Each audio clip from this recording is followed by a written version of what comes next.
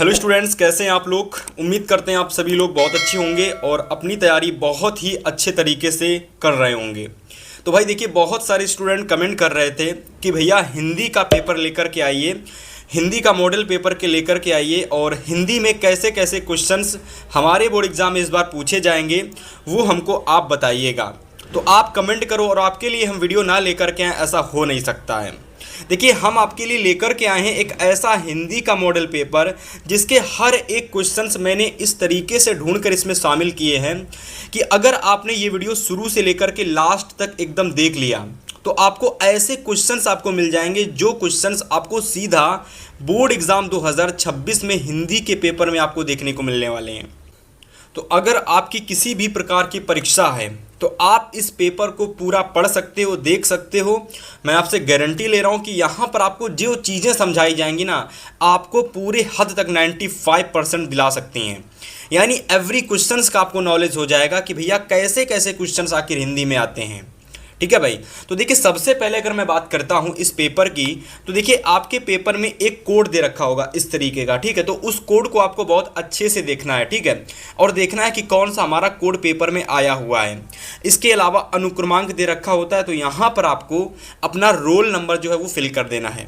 आपका जो भी नाम है, इसके बाद आपका नाम यहाँ पर अपना फिल कर देंगे। और कुछ बेसिक चीज़ें होती हैं, जैसे कि पेपर हमारा जो आता है परीक्षा में, टोटल 3 घंटे 15 मिनट में आपको ये पूरा पेपर समाप्त करना होता है। ठीक है, जिसके लिए हमको 70 नंबर दिया जाता है। कितने नंबर? 70 नंबर।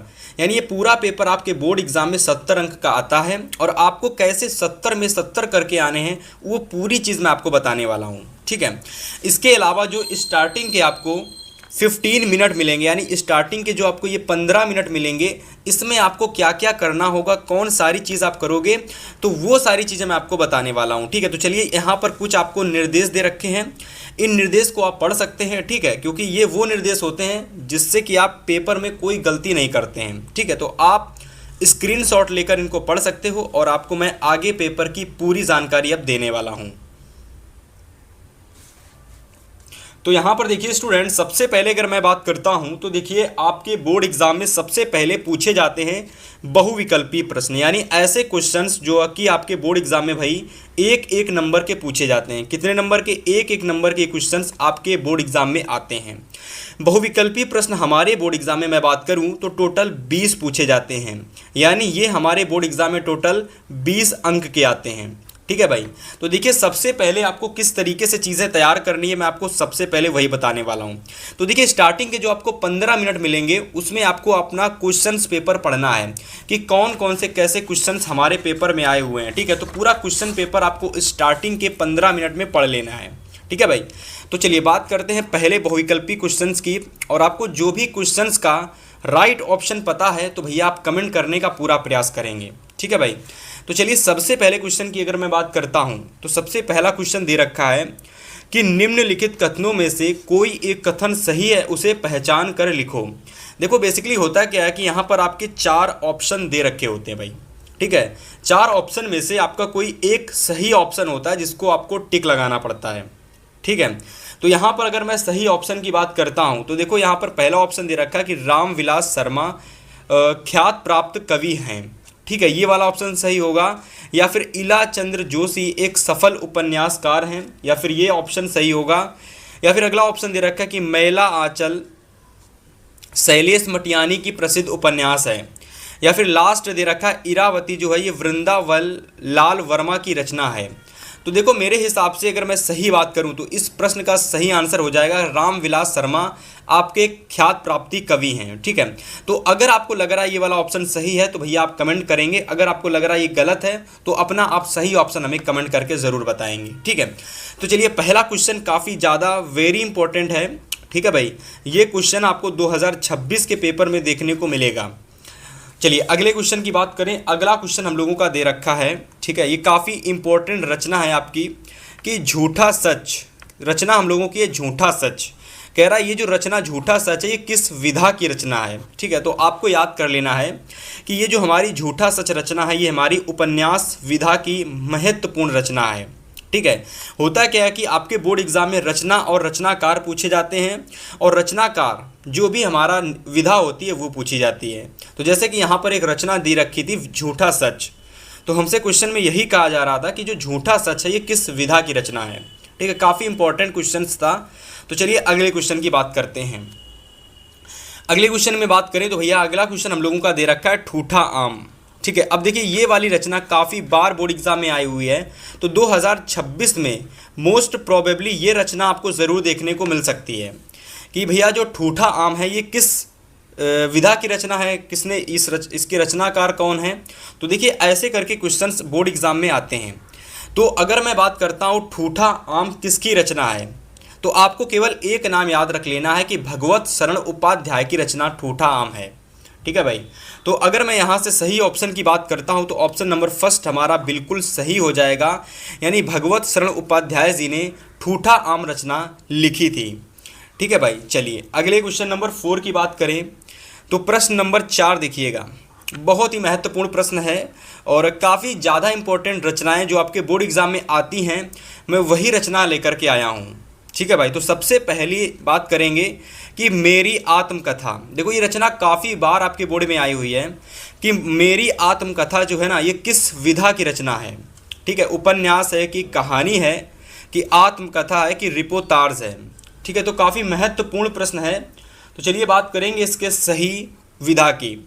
तो देखो अगर मैं बात करता हूँ आत्मकथा की, ठीक है, तो यहाँ पर देखिए लिख के आ रहा है कि मेरी अपनी आत्मकथा, और जैसा कि आपको लास्ट में देखने को भी मिल रहा है आत्मकथा, तो यहाँ से आपको एक कह सकते हो ट्रिक भी बना लेनी है, या फिर टिक आप लोग ट्रिक के तहत याद भी कर सकते हो कि मेरी अपनी आत्मकथा। अगर विधा आ जाती है रचना आ जाती है और हमसे अगर क्वेश्चन पूछ देता है ये किस विधा की रचना है, तो मोस्ट प्रोबेबली आपको केवल जो लास्ट वाला शब्द दिख रहा है आत्मकथा, बस आपको इसी पर टिक लगा देना है। यानी यहाँ पर ये जो हमारी रचना है ये आत्मकथा विधा की हमारी रचना थी। ठीक है, चलिए नोट कर लीजिए, इसके बाद मैं आगे के क्वेश्चंस आपको कराता हूँ। तो प्रश्न नंबर 5 हम लोगों का दे रखा है कि निम्न में छायावादी युग के प्रमुख लेखक हैं। तो देखो यहाँ पर आपके 4 ऑप्शन आते हैं हर एक क्वेश्चंस में। ठीक है, लेकिन अगर मैं बात करता हूँ छायावादी युग, प्रगतिवादी युग, द्विवेदी युग, शुक्लोत्तर युग, शुक्ल युग, तो इन सभी युगों के जितने भी महत्वपूर्ण कवि या फिर लेखक हैं उन सभी के आपको नाम याद कर लेने हैं। जैसे कि अगर मैं बात करता हूँ छायावादी युग के प्रमुख लेखक की, ठीक है, तो महादेवी वर्मा हो जाती हैं, जयशंकर प्रसाद जी हो जाते हैं। तो अगर मैं बात करता हूँ यहाँ पर हमारा सही ऑप्शन क्या होगा, ठीक है भाई, तो राम कुमार वर्मा भी हमारे एक महत्वपूर्ण लेखक हैं छायावादी युग के। तो चलिए यहाँ पर यशपाल और वृंदावन लाल वर्मा ये दोनों ही हमारे नहीं होंगे। आगे चलिए ऑप्शंस देखते हैं क्या हमारा कोई सही ऑप्शन आगे दे रखा है, तो उस पर टिक लगाएंगे। तो यहाँ पर अगर मैं बात करता हूँ सही ऑप्शन की भाई, ठीक है, तो ऑप्शन नंबर छायावादी हमसे पूछा जा रहा था कि छायावादी युग के इन 4 में से प्रमुख लेखक कौन हैं। ठीक है, तो मैंने आपको बताया था कि अगर कवित्री पूछी जाए तो भैया महादेवी वर्मा जी का नाम याद कर लेना, और अगर लेखक पूछे जाएं तो जयशंकर प्रसाद जी का और राम कुमार वर्मा का नाम याद कर लेना। तो जैसे कि ऑप्शन आपको दिख रहा है ऑप्शन नंबर 3 में राम कुमार वर्मा, तो यह बिल्कुल हमारा सही ऑप्शन हो जाएगा। ठीक है भाई। इसके बाद देखिए आगे हमारा क्वेश्चन नंबर 6 कह रहा है कि रीतिकाल से संबंधित रचना है। तो देखो यहाँ पर आपके 4 ऑप्शन दे रखे हैं भाई, पद्मावत दे रखा है, सूर सागर दे रखा है, आखिरी कलाम दे रखा है, और आपका बिहारी सतसई दे रखा है। तो हमसे पूछा जा रहा था कि रीतिकाल जो है भाई ये किससे संबंधित रचना है। ठीक है, तो इसके अगर मैं सही ऑप्शन की बात करता हूँ ना, तो रीतिकाल जो है ये बिहारी सतसई यानी बिहारी जी ने इस रचना को लिखा था। रीतिकाल संबंधित है, रीतिकाल रचना नहीं है हमारी कोई, रीतिकाल हम लोगों का एक काल है, एक कह सकते हो भाग है। तो भैया वो जो हमारा रीतिकाल भाग है इसमें से इन 4 में से ऐसे कौन से कवि हैं जो रीतिकाल से संबंधित हैं, पद्मावत, सूर सागर, आखिरी कलाम या फिर बिहारी सतसई। तो रीतिकाल से संबंधित अगर मैं रचनाकार की बात करता हूं तो भैया बिहारी सतसई ये हमारे प्रमुख कवि होते हैं रीतिकाल के, ये चीज़ आपको याद रख लेनी है। और इस प्रश्न को भी आपको मोस्ट प्रोबेबली अपने उन नोट्स में तैयार कर लेना है जो आप लोग बोर्ड एग्जाम में तैयार करके जाओगे। ठीक है, तो उसमें ये सारे क्वेश्चंस आपको नोट कर लेने हैं। ठीक है भाई। चलिए आगे प्रश्न नंबर 7 देखिए, क्वेश्चन नंबर 7 हमसे कह रहा है कि वीर गाथा काल के कवि हैं। ठीक है, तो वीर गाथा काल के प्रमुख कवि कौन है? देखिए, एक होता है वीर गाथा काल, एक होता है वीर गाथा काल में दो चीज़ें आती हैं, रीतिबद्ध काल और रीतिकालीन काल। ठीक है, तो यहाँ पर हमसे बात की गई है कि वीर गाथा काल के कौन से कवि हैं। तो देखो, आप रीतिबद्ध काव्यधारा के भी कवि बता सकते हो उसमें, और रीति कालीन काव्यधारा के दोनों में से किसी एक भी कवि का अगर नाम आ जाता है तो मोस्ट प्रोबेबली आपको वही टिक लगा लेना है। जैसे कि अगर मैं बात करता हूँ वीर गाथा काल के प्रमुख कवि, तो देखो यहाँ पर हमारा जो सही ऑप्शन हो जाएगा ना वो भूषण। देखिए, भूषण हम लोगों के रीतिकालीन है, लेकिन अगर मैं बात करता हूँ वीर गाथा काल अगर आ जाता है और उसमें आप लोगों का नाम दे रखा हो चंद बरदाई, क्या नाम दे रखा हो? चंद्र बरदाई। ठीक है, तो ये वाला ऑप्शन आपको सबसे पहले लगाना है, और अगर ये वाला ऑप्शन नहीं दे रखा है तो आपको भूषण टिक लगा देना है या फिर केशव दास टिक लगा देना है। लेकिन अगर आपका चंद बरदाई दे रखा है तो आपको केशव दास और भूषण पर टिक नहीं लगाना है, फिर उस कंडीशन में आपको क्वेश्चन नंबर जो चंद बरदाई हो उस पर टिक लगाना है। ठीक है, फिर से सुन लेना कि वीर गाथा काल के अगर कवि आ जाएं, भूषण, कवि, केशव दास, चंद्र बरदाई तीनों दे रखे हों, तो आपको भूषण, केशव दास को इग्नोर कर देना है, यानी इन दोनों को नहीं लगाना है। चंद बरदाई जो आपका ऑप्शन है इसको आपको टिक लगाना है। ठीक है भाई, चलिए आगे बात करते हैं क्वेश्चन नंबर 8 की। तो 8 नंबर क्वेश्चन हमसे कह रहा है कि तार सप्तक के संपादक हैं। ठीक है भाई, तार सप्तक के प्रमुख संपादक कौन है तो आपको यह बताना है। तो देखो, आपको एक नाम याद कर लेना है तार सप्तक के संपादक में, सच्चिदानंद हीरानंद वात्सायन अज्ञेय। और ये जो नाम हमारा होता है सच्चिदानंद हीरानंद वात्सायन अज्ञेय, तो ये इनका पूरा नाम होता है, लेकिन अगर शॉर्ट फॉर्म में आपको नेम इनका देखने को मिलेगा तो वो केवल आपको अज्ञेय देखने को मिलेगा। ठीक है, कभी कभी क्या होता है कि पूरा नेम नहीं दे रखा होता है ऑप्शन में, तो केवल लास्ट में जो अज्ञेय शब्द आता है वही दे रखा होता है। ठीक है, तो इस चीज़ को आपको याद रखना है कि जो तार सप्तक के संपादक थे वो सच्चिदानंद हीरानंद वात्सायन अज्ञेय थे। ठीक है, चलिए आगे बात करेंगे क्वेश्चन नंबर 9 की।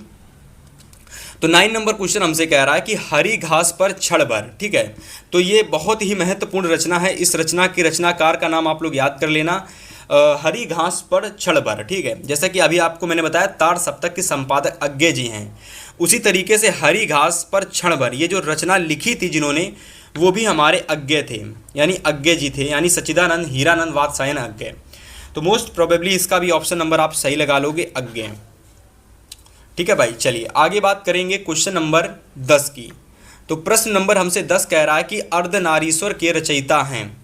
तो देखिए, अर्धनारीश्वर के रचयिता कौन हो जाएंगे? सुमित्रानंदन पंत तो बिल्कुल भी नहीं होंगी, रामधारी सिंह दिनकर हो सकते हैं, तुलसीदास भी नहीं होंगे, और मैथिली शरण गुप्त क्या हो सकते हैं? तो मेरे हिसाब से आपके जो मैथिली शरण गुप्त हैं, ठीक है, ये भी हमारे ऑप्शन नहीं होंगे। तो सही ऑप्शन हमारा अर्धनारीश्वर के रचयिता कौन हो जाएंगे भाई? तो रामधारी सिंह दिनकर जो हैं ये हमारे बिल्कुल सही हो जाएंगे। ठीक है, यानी अर्धनारीश्वर को रचना करने वाले हमारे रामधारी सिंह दिनकर जी थे। ठीक है, तो और इस तरीके से देखिए, आपके जो भी हिंदी का पेपर आएगा, स्टार्टिंग के जो आपको 10 क्वेश्चंस देखने को मिलेंगे, ठीक है भाई, स्टार्टिंग के जो आपको 10 प्रश्न देखने को मिलेंगे, ये 10 क्वेश्चंस आपके होंगे गद्य से और पद्य से। ठीक है, गद्य से होंगे और आपके प्लस पद्य से होंगे। ठीक है, और गद्य पद्य से अधिक पता क्या पूछा जाता है? रचना पूछी जाती हैं, रचना आती है, रचना में उनके आपको रचनाकार का नेम बताना पड़ता है। ठीक है, और वो जो रचना होती है वो किस विधा से संबंधित होती है तो उसकी विधा आपको बतानी पड़ती है। ठीक है, और कभी कभी क्या हो जाता है, ये भी क्वेश्चंस में आ जाता है कि बताइए ये जो विधा दे रखी है, सॉरी, ये जो काल दे रखा है, इस काल के प्रमुख कवि कौन से हैं? ठीक है, प्रमुख लेखक कौन से हैं? जैसे रीतिकाल हो गया, ठीक है, शुक्ल युग हो गया, शुक्लोत्तर युग हो गया, द्विवेदी युग हो गया, ठीक है, छायावादी युग हो गया। तो ऐसे संबंधित जो होते हैं काल, उनके प्रमुख जो कवि और लेखक होते हैं वहाँ से भी क्वेश्चंस पूछ लिए जाते हैं। तो आपको सभी टाइप के क्वेश्चंस कराए जाएंगे, बस चैनल के साथ आप जुड़े रहिएगा। ठीक है भाई, इसके बाद अगर मैं बात करता हूँ क्वेश्चन नंबर 11 की, तो हमारा प्रश्न नंबर 11 हमसे कह रहा है कि शोक विकल सब रोहई रानी, रूपशील बल तेज बखानी। ठीक है, तो इस वाले जो हमारा ये दे रखी है लाइन, ठीक है, ये जो हमारी पंक्ति दे रखी है, इस पंक्ति में हमारा कौन सा रस है आपको ये बताना है। ठीक है, भयानक रस है कि विभत्स रस है कि हमारा करुण रस है कि हमारा भयानक रस है। देखो यहाँ पर दोबारा समझो, शोक विकल सब रोहई रानी, रूपशील बल तेज बखानी। ठीक है, तो यहाँ पर अगर आपको देखने को पता मिल रहा होगा कि यहाँ पर हमारा करुण रस आ रहा है, यानी कि यहाँ पर वियोग की बात हो रही है। ठीक है, ठीक है, किसी के निंदा होने की बात हो रही है, तो यहाँ पर हमारा जो सही हो जाएगा भाई वो हमारा करुण रस हो जाएगा। ठीक है, यानी ऑप्शन नंबर जो थर्ड है हमारा ये बिल्कुल सही हो जाएगा। ठीक है, तो एक बार आप फिर से पढ़ लेना इस क्वेश्चंस को और एकदम अच्छे से तैयार करके जाना भाई, क्योंकि अब यहाँ से आपकी व्याकरण स्टार्ट हो चुकी है। क्वेश्चन नंबर 11 से आपकी व्याकरण स्टार्ट हो चुकी है और 11 से लगाकर 20 तक की जितने भी क्वेश्चंस आपको देखने को मिलेंगे सारे के सारे क्वेश्चंस आपके हिंदी व्याकरण, हिंदी संस्कृत व्याकरण इससे संबंधित होंगे। और जिसमें हमारा सबसे पहला क्वेश्चन था रस का। ठीक है भाई, तो रस हमारा कौन सा हो जाएगा इसमें? करुण रस। ठीक है, चलिए आगे के क्वेश्चंस देखते हैं। तो यहाँ पर आगे हमारा अगला क्वेश्चन नंबर 12 दे रखा है, यानी क्वेश्चन नंबर 12। और 12 नंबर क्वेश्चन में हमसे यह कह रहा है कि यहाँ पर आपको अलंकार बताना है और हमको जो पंक्ति दे रखी है, एक लाइन दे रखी है, उसको आपको पढ़ना है कि आहुति सी गिर चढ़ी चिता पर उठी ज्वाला सी, यानी चमक उठी ज्वाला सी, चमक उठी ज्वाला सी। ठीक है, तो आपको पता था ये जो हमारी लाइन है ये हमारी ली गई है झांसी की रानी की समाधि पर। एक चैप्टर था आपके हिंदी में क्लास 10th में अगर आपने पढ़ा होगा तो झांसी की रानी की समाधि पर एक चैप्टर है, उसमें से ये लाइन उठाई गई है। और आपको पता होगा कि यहाँ पर हमारी जो आहुति है इसकी तुलना की गई है रानी लक्ष्मीबाई से। तो मोस्ट प्रोबेबली ऐसे जब किसी चीज़ की किसी चीज़ से तुलना कर दी जाती है तो वहाँ पर आपको एक ऑप्शन याद रखना है कि ऐसी कंडीशन में हमारा जो अलंकार होता है वो हमारा उपमा अलंकार होता है। ठीक है, कौन सा अलंकार? उपमा अलंकार। तो इस क्वेश्चन को आपको याद कर लेना है कि आहुति सी गिर चढ़ी चिता पर चमक उठी ज्वाला सी में हमारा जो अलंकार होगा वो हमारा उपमा अलंकार होगा। ठीक है, चलिए तो यहाँ से सबसे पहला क्वेश्चन हम लोगों ने रस का देखा, दूसरा अलंकार का देखा और तीसरा क्वेश्चन हम देखने वाले हैं छंद का। ठीक है, तीसरा क्वेश्चन हम देखेंगे छंद का। तो क्वेश्चन हम लोगों का 13 नंबर कह रहा है कि रोला के प्रत्येक चरण में कितनी मात्राएं होती हैं। तो देखो भाई, रोला के प्रत्येक चरण में अगर मैं मात्राओं की बात करता हूं, ठीक है, तो 4 चरण होते हैं और चारों चरण में आपकी टोटल 24 मात्राएं होती हैं। ठीक है, तो ऑप्शन नंबर थर्ड हमारा बिल्कुल सही हो जाएगा। चलिए आगे क्वेश्चन नंबर 14 को नोट करेंगे सभी स्टूडेंट। क्वेश्चन नंबर 14 देखिए आपके बोर्ड एग्जाम में आता है समास विग्रह पर। ठीक है, तो आपको क्या करेगा कि कोई एक शब्द दे देगा, ठीक है, और आपसे बताएगा कि बताइए इसमें कौन सा समास है, या फिर कह देगा इसका समास विग्रह करके बताइए। तो देखिए क्वेश्चंस में आपका दे रखा है सप्तार्षी। ठीक है, और हमसे कह रहा है कि इसमें कौन सा समास विग्रह होगा। ठीक है, तो देखो पहला ऑप्शन दे रखा है 7 वर्षों का समूह, दूसरा दे रखा है 7 ऋषियों का समूह, तीसरा दे रखा है 7 नदियों का समूह और चौथा दे रखा है 7 समुद्रों का समूह। ठीक है, तो देखिए सप्त आरसी, आरसी का मतलब होता है वर्ष। ठीक है, तो लास्ट में आरसी आ रहा है तो आरसी से आपको वर्ष याद रखना है। और बाकी अगर आप ऋषियों को देखोगे, समुद्रों को देखोगे, नदियों को देखोगे तो ये सभी ऑप्शन आपके गलत हो जाएंगे। और वर्ष वाला जो ऑप्शन दे रखा है 7 वर्षों का समूह, तो ये वाला जो ऑप्शन हम लोगों का है ये हमारा बिल्कुल सही ऑप्शन हो जाएगा। ठीक है, 1 मिनट। तो यहाँ पर 7 वर्षों का समूह सप्तार्षी, 7 ऋषियों का समूह साप्त, मुझे इन दोनों क्वेश्चंस में थोड़ा डाउट लग रहा है इन दोनों ऑप्शन में। ठीक है भाई, तो एक काम करिएगा, सप्तार्षी में कौन सा सही ऑप्शन होगा तो आप बताइएगा ज़रा कमेंट करके कि 7 वर्षों का समूह होगा कि 7 ऋषियों का समूह होगा। ठीक है, तो इस ऑप्शन का राइट ऑप्शन कमेंट करके सभी स्टूडेंट बताएंगे कि 7 ऋषियों का समूह होगा कि 7 वर्षों का समूह होगा। ठीक है भाई, आगे प्रश्न नंबर देखिए 15 दे रखा है कि सलीला का पर्यायवाची शब्द होगा। तो देखिए सलीला जो शब्द होता है, ठीक है, सलीला हमारा एक शब्द है और इसका आपको पर्यायवाची शब्द बताना है कि पत्नी होगा कि पीढ़ा होगा कि तटिनी होगा कि ज्योति होगा।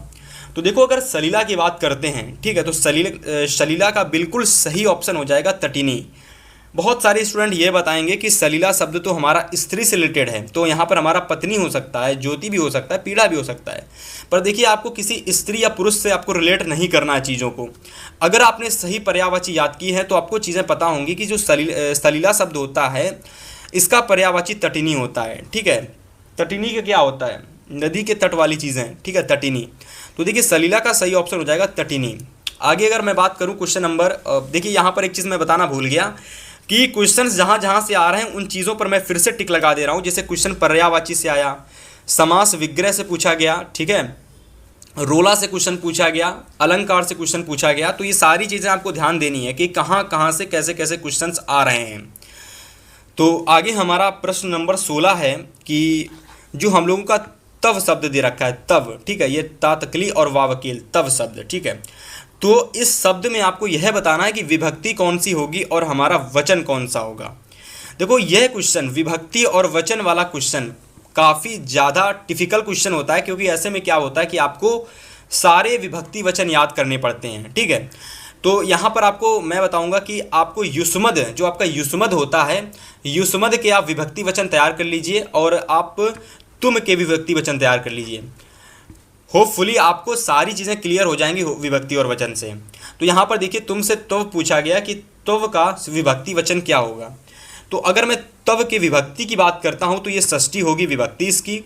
और अगर मैं बात करता हूँ इसमें हमारा वचन कौन सा होगा, तो तव की अगर मैं बात करता हूँ तो यहाँ पर हमारा मोस्ट प्रोबेबली एक वचन होगा, ठीक है। तो ये दोनों ही सही ऑप्शन होंगे, यानी षष्ठी एक वचन जो है ना ये तव से रिलेटेड है। तो यहाँ पर अगर मैं बात करता हूँ ऑप्शन की, तो ऑप्शन नंबर जो हमारा थर्ड है ये बिल्कुल सही हो जाएगा, ठीक है।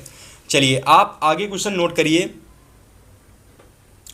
क्वेश्चन नंबर 17 नंबर क्वेश्चन कह रहा है कि जानवर दौड़ते हैं, ठीक है भाई, जानवर दौड़ते हैं। इस वाक्य में दौड़ते जो दे रखा है, दौड़ते हैं, ये क्या है। तो आपको ये बताना है कि उद्देश्य है, कि ये विधेय है, कि ये जिज्ञासा है, कि ये शब्द है, ठीक है। तो यहाँ पर अगर मैं सही ऑप्शन बताऊं तो आपका जो ऑप्शन नंबर सेकंड दे रखा है विधेय, ये हमारा बिल्कुल सही ऑप्शन हो जाएगा।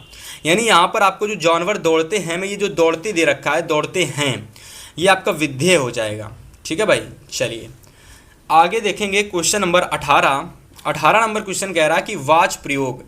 तो यहाँ पर आपको वाच प्रयोग से संबंधित क्वेश्चन पूछा गया है कि वाच प्रयोग के कितने भेद होते हैं। तो देखिए वाच प्रयोग के आपको पता है सिंपल शब्दों में कि 3 भेद होते हैं। कितने? 3 भेद, ठीक है। अब ये कहेंगे कि कौन कौन से भेद होते हैं, तो ये चीज़ आप स्वयं से ढूंढकर तैयार कर लेना भाई। ऑप्शन की अगर मैं सही बात करता हूँ तो ऑप्शन नंबर फर्स्ट हमारा 3 सही हो जाएगा, यानी वाच प्रयोग के टोटल 3 भेद होते हैं, ठीक है। इसके बाद देखिए आगे हमारे 19 नंबर क्वेश्चन और 20 नंबर 2 प्रश्न बचे हुए हैं, उसको देखेंगे। और इसके बाद हम देखेंगे सबसे ज़्यादा इंपॉर्टेंट चीज़ 50 नंबर वाले वर्णनात्मक क्वेश्चंस। तो चलिए आगे देखिए क्वेश्चन नंबर 19। क्वेश्चन नंबर 19 को देखिए, 19 नंबर क्वेश्चन दे रखा है कि क्रिया की विशेषता प्रकट करने वाले पद को कहा जाता है। जो क्रिया की विशेषता प्रकट करता है उसको क्या कहते हैं। तो बहुत ज़्यादा आसान सा क्वेश्चन है कि जो क्रिया की विशेषता प्रकट करता है उसको क्रिया विशेषण कहते हैं, ठीक है। तो ये तो बहुत आसान क्वेश्चन था। और देखिए इस तरीके से आपके बोर्ड एग्जाम में क्या होता है, चीज़ें ग्रामर में थोड़ी बढ़ा दी गई हैं। पहले 2022 और 23 में क्या होता था कि केवल 10 क्वेश्चंस आते थे, लेकिन अब 2024 से पेपर पैटर्न बदला है तो 20 क्वेश्चंस आने लगे हैं, ठीक है। तो जिसमें काफ़ी सारी चीज़ें जुड़ी हुई हैं, जैसे कि वाच प्रयोग जुड़ा हुआ है, ठीक है, और क्रिया विशेषण वगैरह चीज़ें जुड़ी हुई हैं। तो बहुत सारी चीज़ें आपकी अलग से जोड़ी गई हैं, तो आपको उन सभी चीज़ों को तैयार करना है भाई, ठीक है। तो क्वेश्चन हमारा 19 था कि क्रिया की विशेषता बताने वाले या फिर क्रिया की विशेषता प्रकट करने वाले पद को क्या कहा जाता है, तो क्रिया विशेषण कहा जाता है। आगे देखिए 20 नंबर क्वेश्चन कह रहा है कि यहाँ पर हमारा क्वेश्चन कह रहा है कि सुन केवट के बैन प्रेम लपेट अटपटे और बैंसे करुणा एन चितेई जानकी लखन तनु, उपर्युक्त पंक्ति में कौन सा छंद होगा। एक मिनट, छंद पूछा गया है, तो उपर्युक्त पंक्ति में कौन सा छंद होगा। तो देखो यहाँ पर हमारा छंद से रिलेटेड क्वेश्चंस आया है। सोरठा होगा कि रोला होगा कि दोहा होगा कि चौपाई होगा। तो यहाँ पर अगर मैं बात करता हूँ तो ऑप्शन नंबर सेकेंड यहाँ पर हमारा सोरठा होगा, ठीक है। ये दो लाइनें हमारी हैं, ये हमारी सोरठा वाले छंद से पूछी गई हैं। तो अगर आपने सोरठा के एग्जाम्पल पढ़े होंगे तो ये वाला एग्जाम्पल आपने ज़रूर देखा होगा। और अगर कहीं आपको ये एग्जाम्पल दिख जाए तो आपको सोरठा बिल्कुल टिक लगा देना है, ठीक है भाई। और इस तरीके से देखिए हिंदी के पेपर में जो आपके स्टार्टिंग के 20 क्वेश्चंस आएंगे उसमें मैं कैसे कैसे हमारे किस किस टॉपिक से क्वेश्चंस आते हैं वो सारी चीज़ें आपको समझ में अब आ गई होंगी। अब काम है आप लोगों का कि आप लोगों को समझना है कि हमारे पेपर में वर्णनात्मक क्वेश्चन से कैसे कैसे टाइप के क्वेश्चंस आते हैं, कहाँ कहाँ से पूछे जाते हैं, हमको कैसे 50 में कम से कम 45 स्कोर करके आना है, कम से कम 45। तो वो चीज़ आपको अब यहाँ ध्यान से एकदम समझनी है। देखो होता क्या है कि सबसे पहले जो आपके वर्णनात्मक क्वेश्चंस आते हैं ना, इसमें हमारा सबसे पहला जो क्वेश्चंस आता है वो हमारा पूछा जाता है गद्यांश। ठीक है, यानी आपको यह बताना पड़ता है कि क्वेश्चन में कि हमारा जो भी गद्यांश पूछा गया है इसके 3 क्वेश्चंस आते हैं। कितने क्वेश्चंस? 3 गद्यांश के 3 क्वेश्चंस आते हैं, और जिसके लिए आपको एवरी क्वेश्चन का 2 नंबर दिया जाता है। यानी सिंपल शब्दों में बात करें तो 6 नंबर आपको एक गद्यांश के मिलते हैं। तो ये हमारा एक इम्पोर्टेंट गद्यांश है, आप इसको पढ़ लेना, है ना, इसको आप पढ़ लेना। और ये किस चैप्टर से लिया गया है आप हमें कमेंट करके ज़रूर बताना। तो अगर मैं बात करता हूँ यहाँ पर, देखिए क्वेश्चन दे रखा है कि मैं तो यही समझता हूँ कि यदि हमें अपने समाज और देश में इन सब अन्यायों और अत्याचारों की पुनरावृत्ति नहीं करनी है जिनके द्वारा आज के सारे संघर्ष उत्पन्न होते हैं, तो हमें अपनी ऐतिहासिक नैतिक चेतना या फिर संस्कृति के आधार पर ही अपनी आर्थिक व्यवस्था बनानी चाहिए। ठीक है, तो इस पूरे गद्यांश को एक बार आप अच्छे से ज़रूर पढ़ लेना। ठीक है, और कमेंट करके ये भी हमें बताना आप सभी स्टूडेंट कि भाई ये जो गद्यांश है ये किस चैप्टर से आपका पूछा गया है। ठीक है, इसके बाद आगे के इसके क्वेश्चंस की बात करेंगे कि कैसे कैसे टाइप के क्वेश्चंस आते हैं गद्यांश में, तो सारी चीज़ें आपको बताएंगे। तो चलिए देखते हैं। तो आगे देखते हैं, यहाँ पर हमारे 3 क्वेश्चंस आते हैं जैसा कि मैंने आपको स्टार्टिंग में ही बताया था, और हर एक क्वेश्चन आपका 2 नंबर का होता है। ठीक है, हर प्रश्न आपका 2 नंबर का होता है। तो सबसे पहले अगर मैं पहले क्वेश्चन की बात करता हूँ तो सबसे पहला क्वेश्चन आता है आपका संदर्भ का। यानी पहले क्वेश्चन में आपको जो गद्यांश दे रखा होता है उसका संदर्भ आपको बताना पड़ता है। और जिस भी स्टूडेंट को संदर्भ लिखना नहीं आता है तो जो मैं बोल रहा हूँ उसको सुनना। संदर्भ में 2 चीज़ें अलग हो जाती हैं, एक तो पद्यांश के लिए संदर्भ लिखना पड़ता है, एक गद्यांश के लिए लिखना पड़ता है। जब आप गद्यांश का लिखेंगे तो वहाँ पर आपको गद्य खंड का उपयोग करना है, और जब आप पद्यांश का लिखेंगे तो वहाँ पर आपको पद्य खंड का उपयोग करना है।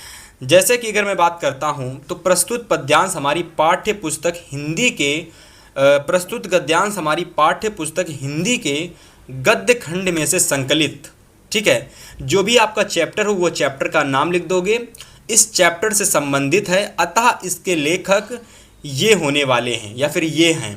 तो ऐसे करके आपको संदर्भ बना करके लिख देना है। ठीक है, इसके बाद आपको क्वेश्चंस में आता है कि रेखांकित अंश की व्याख्या कीजिए।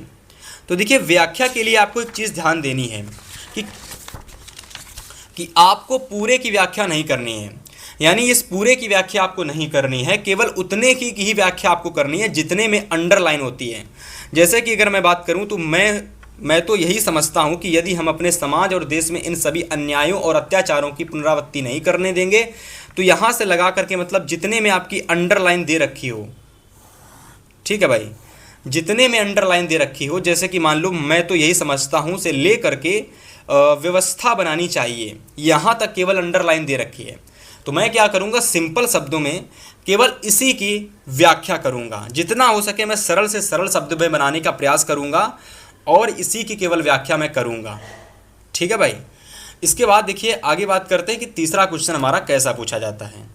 तो यहाँ पर अगर मैं बात करता हूँ तीसरे क्वेश्चंस की, तो देखिए तीसरा क्वेश्चन हमारा जो गद्यांश से रिलेटेड आता है वो हमारा कुछ इस तरीके का क्वेश्चन होता है। जैसे कि आपने अनसीन पैसेज देखा होगा ना इंग्लिश में, तो एक क्वेश्चन ऐसा आता है जो कि सीधा गद्यांश से पूछ दिया जाता है। जैसे कि आ गया क्वेश्चन कि हमें अपने आर्थिक व्यापार किस भावना से प्रेरित होकर करने चाहिए। तो इस वाले क्वेश्चन का जो राइट आंसर है ना वो आपको इसी गद्यांश से देखने को मिलेगा। ठीक है, तो मोस्ट प्रोबेबली जो मैंने चीज़ें आपको गद्यांश में समझाई हैं आपने एकदम अच्छे से समझी होंगी। और अगर आपने वो गद्यांश समझ लिया है ना, तो अथवा में आपके पेपर में होता क्या है कि 2 गद्यांश आते हैं और केवल करना आपको इनमें से एक ही होता है।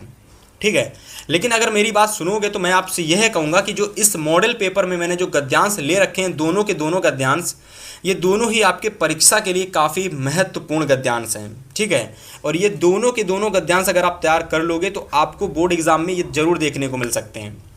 ठीक है, तो देखिए यहाँ पर हम लोगों का गद्यांश दूसरा दे रखा है कि जिंदगी को मौत के पंजे से मुक्त कर उसे अमर बनाने के लिए आदमी ने पहाड़ काटा है।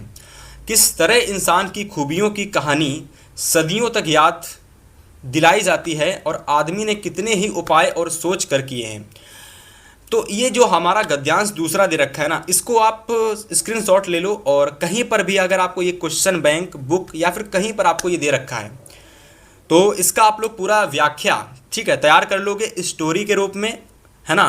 तो जो चीज़ मैं आपको समझा रहा हूँ उस चीज़ को आपको नोट ज़रूर करना है, ठीक है। और वही बाकी सेम चीज़ होती है कि संदर्भ इसमें भी आता है और व्याख्या भी इसमें आती है, और एक ऐसा क्वेश्चन होता है जो कि इस गद्यांश से संबंधित होता है, ठीक है। तो उसको भी आपको ध्यान देना है, और इसका आंसर हमें आपको बताया कि इसका आंसर भी आपको इसी गद्यांश से मिल जाता है, ठीक है भाई।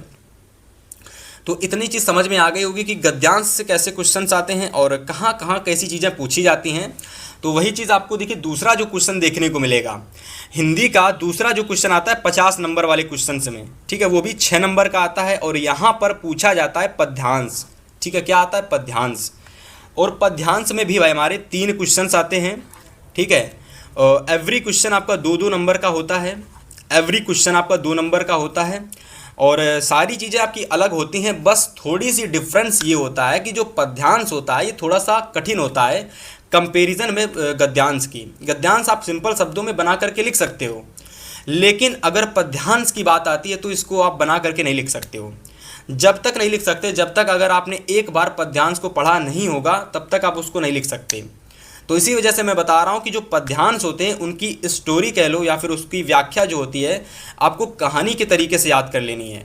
जैसे कि मैंने एक इम्पोर्टेंट पद्यांश ले रखा है कि शीश जटा उर बहु विशाल, बिलोचन लाल तिरछी सी भौवें, और तुन सरासन बान धरे, तुलसी बन मार्ग में सूठी सोहें, ठीक है। तो देखो आपको पता चल रहा होगा कि ये हिंदी भाषा तो नहीं है, ये ब्रज भाषा में लिखा गया है, ठीक है, या तो अरबी में लिखा, मतलब कि ये हिंदी तो नहीं है।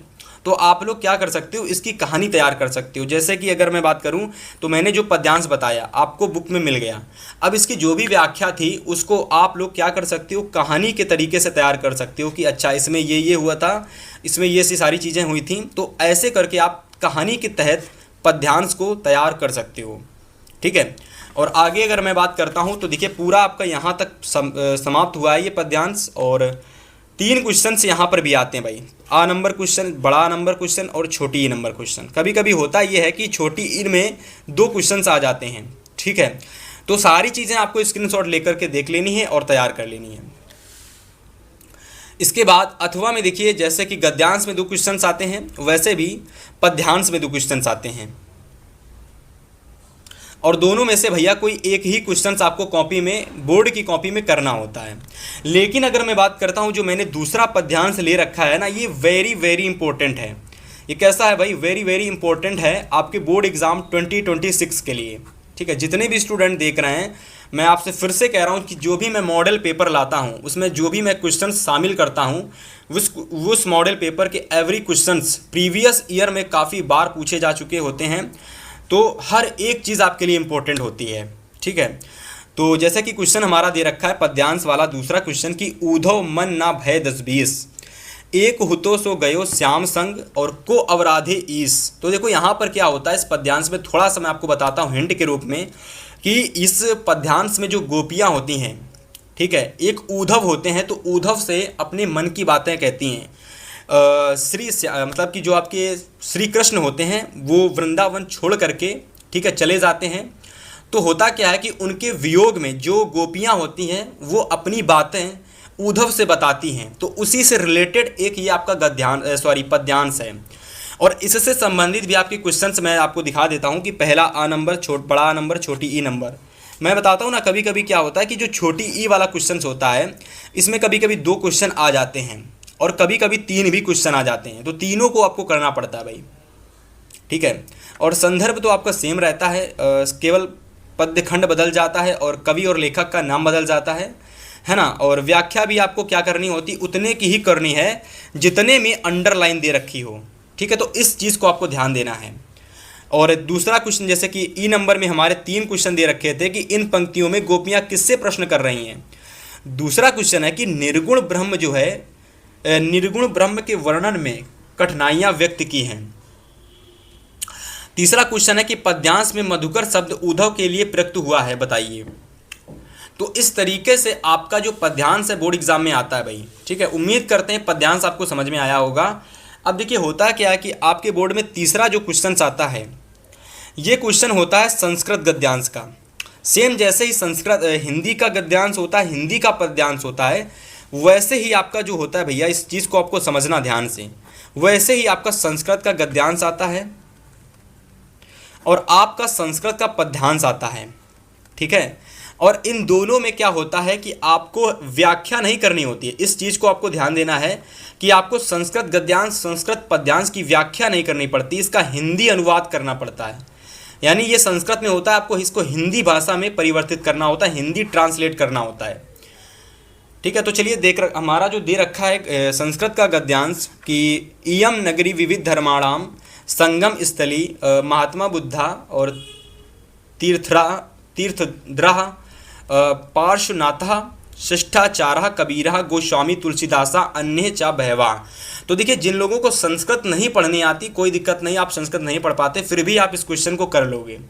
देखो करना क्या है, मैंने आपको बताता हूँ ना कि हर एक क्वेश्चन में जो भी गद्यांश पद्यांश जो भी हैं, उसमें केवल आपको ये जो दे रखा हो ना, इसको पहचानना, अगर आप जान गए, पहचान लीजिए, और इसके बाद जो भी इसका हिंदी अनुवाद है, ठीक है भैया, उसको आप कहानी बना करके याद कर लीजिए। यानी ये सारी चीज़ें इसमें हुई थी, तो कहानी के तरीके से आप इसकी जो भी हिंदी अनुवाद है उसको तैयार कर सकते हो, ठीक है। ये तो 2 लाइनें दे रखी हैं, आगे और आपका दे रखा है गद्यांश, तो मैं आपको दिखाता हूँ।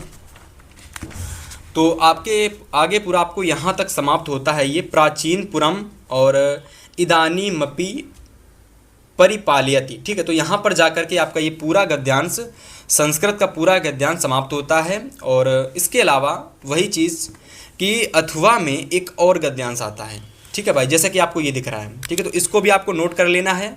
और इसमें अगर मैं बात करता हूँ तो आपको पता होना चाहिए कि हर एक जो भी गद्यांश आता है संस्कृत का, उसमें हिंदी संदर्भ तो लिखना ही पड़ता है भाई, हर एक में हिंदी अनुवाद करना पड़ता है व्याख्या की जगह, तो ये चीज़ आपको ध्यान देनी है। और इसी के साथ साथ चौथा क्वेश्चन जो आता है हिंदी के पेपर में, वो हमारा होता है संस्कृत का पद्यांश। किसका होता है? संस्कृत का पद्यांश। और संस्कृत के पद्यांश में संदर्भ लिखना पड़ता है भैया, जैसे मैंने आपको अभी बताया था आगे संस्कृत के गद्यांश में, सेम उसी तरीके से संस्कृत के पद्यांश में संदर्भ लिखना पड़ता है और हिंदी में अनुवाद करना पड़ता है।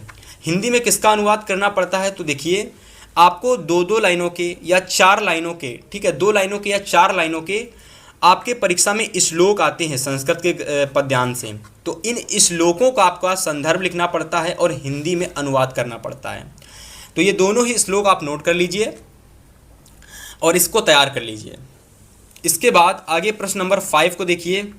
5 नंबर जो हमारा क्वेश्चन है, इसमें क्या होता है कि आपके पेपर में अपनी पठित खंड काव्य के आधार पर दिए गए प्रश्नों में से किसी एक प्रश्न का उत्तर दीजिए। तो इस क्वेश्चन को आगे देखते हैं। तो देखिए, क्वेश्चन नंबर 5 में क्या होता है कि आपके परीक्षा में खंड काव्य आता है। क्या आता है? खंड काव्य आता है। और जो ये खंड काव्य होता है भैया, ये टोटल 3 नंबर का आता है और आपको खंड काव्य अपने ज़िले के हिसाब से तैयार करना है। यानी जिस भी ज़िले में आप बिलोंग करते हैं, जिस भी ज़िले में आप रहते हैं, उस ज़िले के हिसाब से आप खंड काव्य को तैयार कर सकते हैं। जैसे कि अगर मैं बात करता हूँ सिंपल शब्दों में, तो प्रयागराज के लिए आपको अलग खंड काव्य तैयार करना पड़ेगा, अलीगढ़ के लिए आपको अलग खंड काव्य तैयार करना पड़ेगा, कानपुर से अगर आप बिलोंग करते हैं, कानपुर से, ठीक है, कानपुर ज़िले से, तो कानपुर ज़िले के हिसाब से आपको अलग खंड काव्य तैयार करना पड़ेगा। तो हर एक ज़िले का अलग अलग खंड काव्य होता है। तो आपको क्या करना है कि अपने स्कूल के हिंदी के टीचर से पूछना है कि हमको सर कौन सा खंड काव्य तैयार करना है क्लास 10 के लिए, वो आपको बता देंगे, तो आप उसको तैयार कर लेना। जैसे कि अगर मैं बात करता हूँ, अगर आप कानपुर से बिलोंग करते हैं तो कानपुर में ज्योति जवाहर खंड काव्य पूछा जाता है। और ये 2 ज्योति जवाहर की चीज़ें बहुत आती हैं कि ज्योति जवाहर खंड काव्य का कथानक संक्षेप में लिखिए और ज्योति जवाहर खंड काव्य में कवि ने सम्राट अशोक के किन किन गुणों का वर्णन किया है। तो ये क्वेश्चन कानपुर में ज्योति जवाहर से 2 क्वेश्चन बहुत आते हैं। इसके अलावा बहुत सारे क्वेश्चंस दे रखे हैं, आप इनका स्क्रीनशॉट ले सकते हो और अपने ज़िले के हिसाब से जो भी आपको दिख रहा हो वो तैयार कर सकते हो, ठीक है। आगे और आपके दे रखे हैं तो मैं आपको और दिखाता हूँ, ठीक है। एक और आपका लास्ट में कर्मवीर भारत खंड के आधार पर भारत का चरित्र चित्रण दीजिएगा, तो एक और दे रखा है, ठीक है, तो इसको भी आप देख लीजिएगा। चलिए, इसके बाद बात करते हैं आगे क्वेश्चन नंबर 6 की।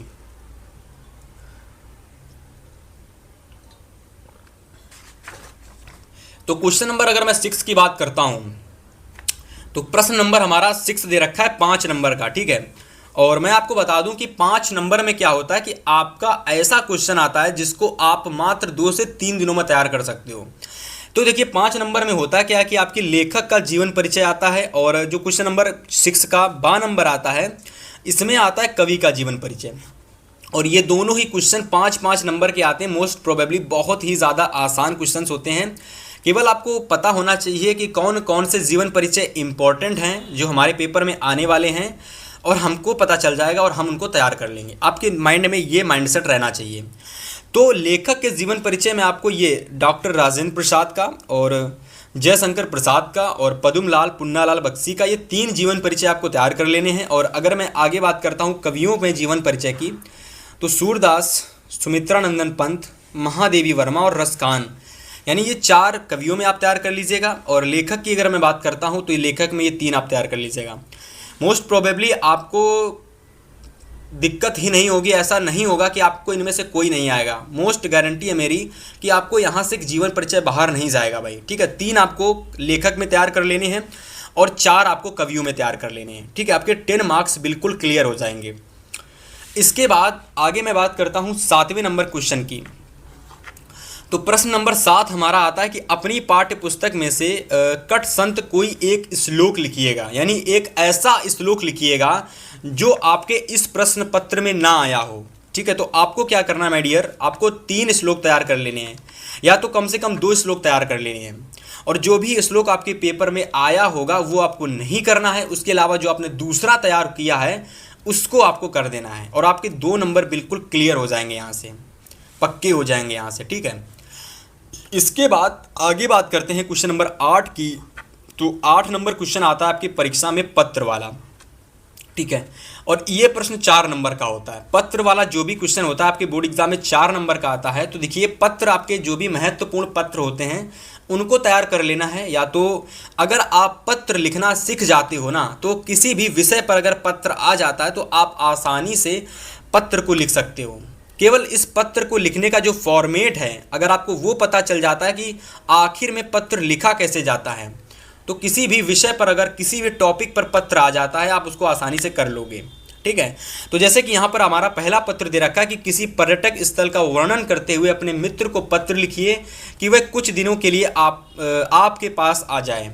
और ऐसे में दूसरा पत्र हमारा है कि आकस्मिक अवकाश हेतु अपने प्रधानाचार्य को एक पत्र लिखिए, यानी कुछ दिनों की छुट्टियों के लिए आपको प्रधानाचार्य को पत्र लिखना है, ठीक है। तो ये दोनों के दोनों आपको देख लेने हैं और पत्र लिखना आपको केवल सीख लेना है, बस मैं यही कहूँगा आपसे, और आपके 4 नंबर क्लियर हो जाएंगे। इसके बाद आगे अगर मैं बात करता हूँ तो क्वेश्चन नंबर 9 हमारा है, प्रश्न नंबर 9 हमारा है कि निम्नलिखित प्रश्नों में से किसी 2 प्रश्नों के उत्तर संस्कृत में दीजिए। अब देखिए 9 नंबर जो हमारा क्वेश्चन आता है ये संस्कृत से रिलेटेड होता है। किससे? संस्कृत से रिलेटेड। संस्कृत में आपके क्या आते हैं? क्वेश्चन आंसर आते हैं। 4 क्वेश्चंस पूछे जाते हैं जिनमें से केवल आपको 2 का आंसर देना पड़ता है। तो देखिए पहला हमारा है कि अलछेंद्रा का आसीत, दूसरा दे रखा है पुरुराजा एका भारत वीरा आसीत, और तीसरा दे रखा है कि वाराणसी नगरी केसा संगम स्थली अस्ति, ठीक है। तो ये 3 हमारे यहाँ तक संस्कृत के 3 क्वेश्चंस हैं। इसके अलावा अगर मैं आगे बात करता हूँ तो आगे हमारा चौथा नंबर क्वेश्चन दे रखा है कि चंद्रशेखर स्वापितु नाम किम अकथयत, ठीक है। तो देखिए 4 में से कोई 2 क्वेश्चंस आपको करने पड़ते हैं, तो इस चीज़ को आपको ध्यान देना है और आपको 2 नंबर यहाँ से मिल जाएंगे।